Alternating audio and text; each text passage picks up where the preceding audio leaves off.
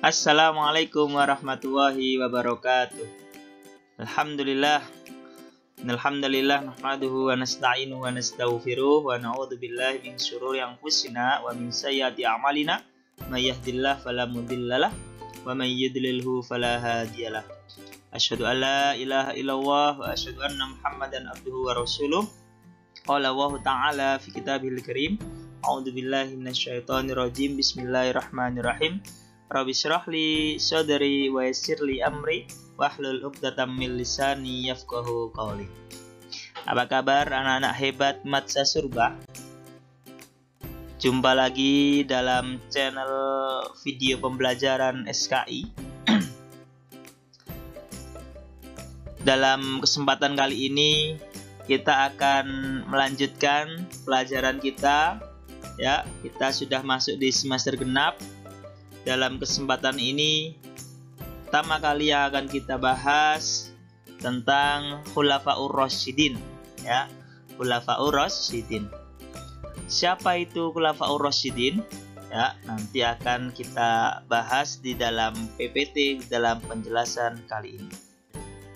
Sebelum kita lanjutkan, marilah kita membaca doa bersama-sama terlebih dahulu. Mudah-mudahan pembelajaran kita hari ini diberikan kelancaran, diberikan keberkahan, dan dijadikan ilmu yang bermanfaat. Allahumma amin. Bismillahirrahmanirrahim. Rabbi zidni ilma warzuqni fahma waj'alni min ibadikas sholihin. Baik anak-anak, selanjutnya yaitu tentang Khulafaur Rasyidin, ya. Ini ada gambar tentang 4 poin, ya. Ada gambar tentang 4 poin. Yang pertama adalah Nabi Muhammad, ya. Nabi Muhammad. Kemudian ada sahabat terdekat Nabi Muhammad. Siapa itu? Abu Bakar. Kemudian ada sahabat terdekat Nabi Muhammad pula, Umar bin Khattab. Kemudian ada sahabat Nabi Muhammad terdekat pula, yaitu Utsman bin Affan. Kemudian ada sahabat sekaligus keponakan Nabi Muhammad, yaitu Ali bin Abi Thalib. Anak-anak sekalian, ya, dalam pembelajaran SKI kali ini, ya, dalam tema atau judul tentang Khulafaur Rasyidin, Awati ingin mengutip satu ayat, ya, satu ayat yang terdapat di dalam surat Al-Baqarah ayat 30. A'udzu billahi minasyaitonir rajim. Bismillahirrahmanirrahim. Wa idz qala rabbuka lil malaikati inni ja'ilun fil ardi khalifah. Qalu ataj'alu fiha may yufsidu fiha wa yasfiku dima wa nahnu nusabbihu bihamdika wa nuqaddisu lak. Qala inni a'lamu ma la ta'lamun. Yang artinya, dan ingatlah ketika Tuhanmu berfirman kepada para malaikat, aku hendak menjadikan khalifah di muka bumi. Mereka berkata, apakah engkau hendak menjadikan orang yang merusak dan menumpahkan darah di sana, sedangkan kami bertasbih memujimu dan mensucikan namamu? Kemudian Allah berfirman, sungguh aku mengetahui apa yang tidak kamu ketahui. Dari ayat inilah, ya, yang kita jadikan sebagai landasan bahwasannya kita sebagai umat manusia dijadikan Allah sebagai khalifah, ya. Ketika Allah menyampaikan kepada malaikat, sesungguhnya aku, kata Allah, akan menjadikan seorang khalifah di muka bumi. Seraya para malaikat ini berkata atau menyampaikan pendapatnya, ya Allah, apakah engkau hendak menjadikan orang yang merusak dan menumpahkan darah di sana? Nah, ini. Sedangkan kami, ya, kami para malaikat selalu bertasbih memujimu dan mensucikan namamu. Kemudian Allah menjawab pernyataan dari para malaikat. Sungguh aku mengetahui apa yang tidak kamu ketahui. Sehingga ayat ini pula lah menjadikan argumen bahwasanya umat manusia ini senantiasa dijadikan khalifah di muka bumi ini. Allah titipkan bumi ini, Allah titipkan dunia ini pada manusia agar manusia mampu mengelolanya dengan baik.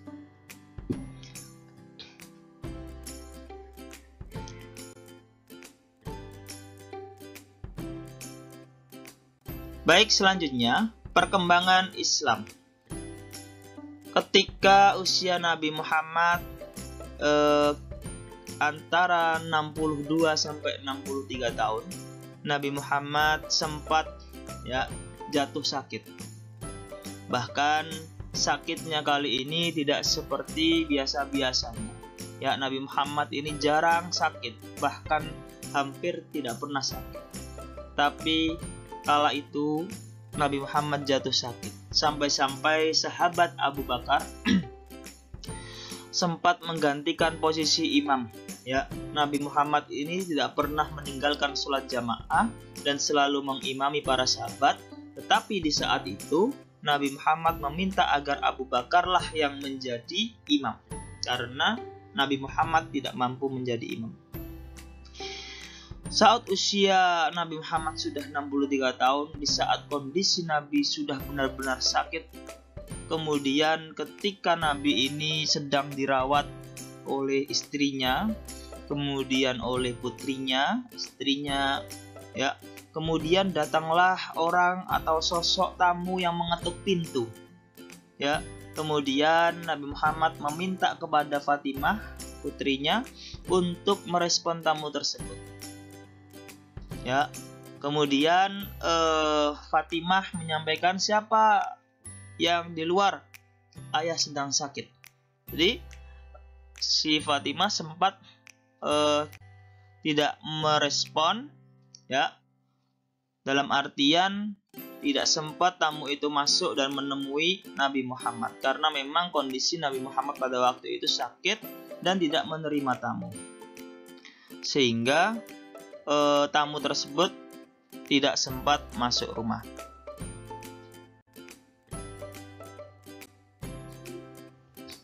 Kemudian Fatimah pada waktu itu tidak merespon karena mengingat kondisi Nabi Muhammad yang sedang sakit. Namun Nabi Muhammad akhirnya mengingatkan kepada putrinya, wahai putriku, janganlah seperti itu. Kemudian si Fatimah menyampaikan, wahai ayahanda, engkau sedang sakit sehingga engkau ini butuh istirahat. Kemudian Rasulullah menyampaikan, wahai putriku, ketahuilah bahwa yang datang tadi itu adalah malaikat Jibril yang akan menyampaikan, yang akan memberitahukan bahwasanya akan ada malaikat maut yang akan menjemput saya. Nah, ini untuk mengajak kembali ke menghadap Allah Ta'ala. Sejenak Fatimah, putrinya, dan Aisyah istrinya langsung bersedih. Ya, ini menandakan bahwa Rasulullah risalah kenabiannya, jatah usia hidupnya sudah habis. Itu menandakan bahwa Nabi Muhammad akan meninggalkan dunia ini.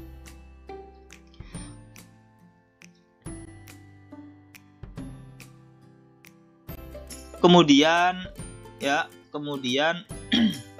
akhirnya benar bahwa malaikat maut datang menjemput kekasih Allah. Ya, benar, ternyata malaikat maut ini menjemput Nabi Muhammad. Kemudian Nabi Muhammad pada waktu itu wafat.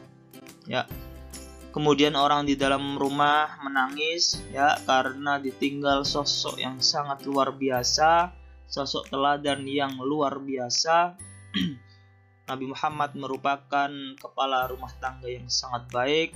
Nabi Muhammad merupakan pemimpin umat Islam yang sangat luar biasa, sehingga pada waktu itu orang-orang yang di rumahnya menangis. Begitupun para sahabat terdekat yang mendengar, dan tentunya umat Islam yang mendengar kabar itu pun merasa sedih. Abu Bakar sudah mendengar kabar atas wafatnya Nabi Muhammad. Namun beda halnya dengan Umar yang kala itu tidak terima atas berita tersebut. Jadi ketika Umar bin Khattab ini mendengarkan berita bahwasannya Nabi Muhammad telah wafat, Umar seketika itu tidak percaya, bahkan mengancam. Akhirnya Umar diingatkan oleh Abu Bakar, ya, wahai Umar, betul bahwasannya kekasih Allah Nabi Muhammad SAW telah wafat.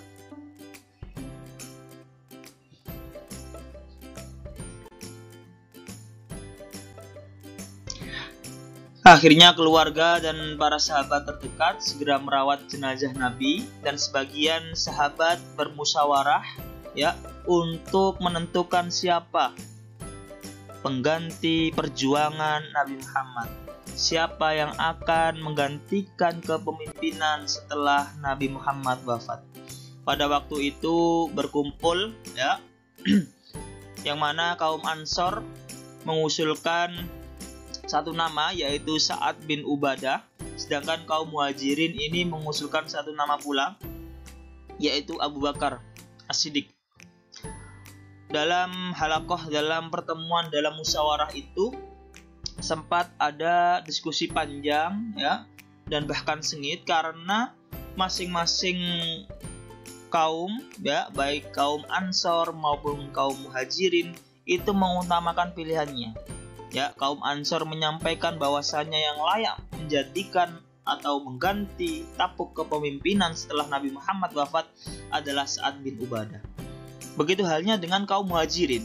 Kaum Muhajirin pun menyampaikan bahwasannya tampuk kepemimpinan setelah Rasulullah wafat yang layak adalah Abu Bakar As-Siddiq karena beliau termasuk sahabat terdekat.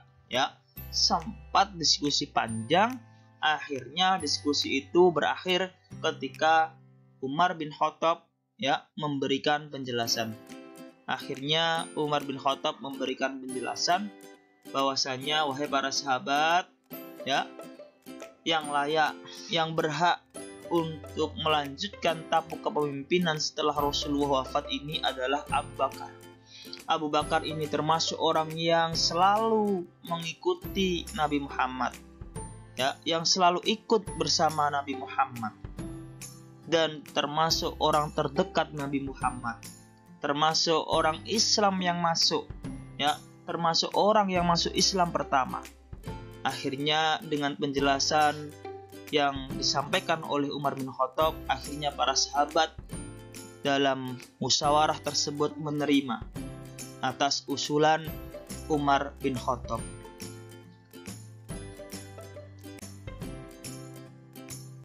Sehingga pada waktu itu Abu Bakarlah yang terpilih menjadi pengganti Nabi Muhammad melanjutkan tampuk kepemimpinan Islam. Pengganti Nabi dalam sejarah ini dinamakan Khulafaur Rasyidin. Khulafa ini berasal dari bahasa Arab, termasuk bentuk jamak, ya, yang kata mufradnya yaitu khalifah.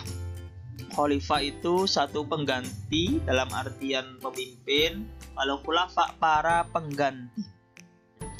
Sedangkan Rasyidun atau Rasyidin, ya, orang yang mendapat petunjuk.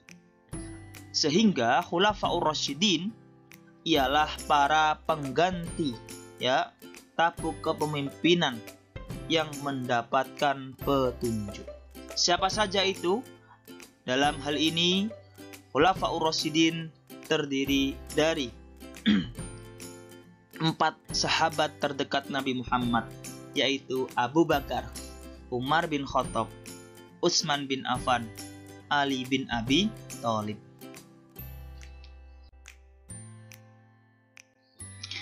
Baik, mungkin itu saja penjelasan kita hari ini. Kita lanjutkan bagaimana proses khalifah pertama memimpin tampuk kepemimpinan setelah Rasulullah memimpin umat Islam di seluruh penjuru dunia, yaitu Khalifah Abu Bakar As-Siddiq. Adapun penjelasannya insya Allah kita lanjutkan di kesempatan berikutnya. Terima kasih atas perhatiannya. Kurang dan lebihnya mohon maaf. nasrum minallah wa fathun qarib wa basyiril mu'minin. Billahi taufiq wal hidayah wa ridha wal inayah. Assalamualaikum warahmatullahi wabarakatuh.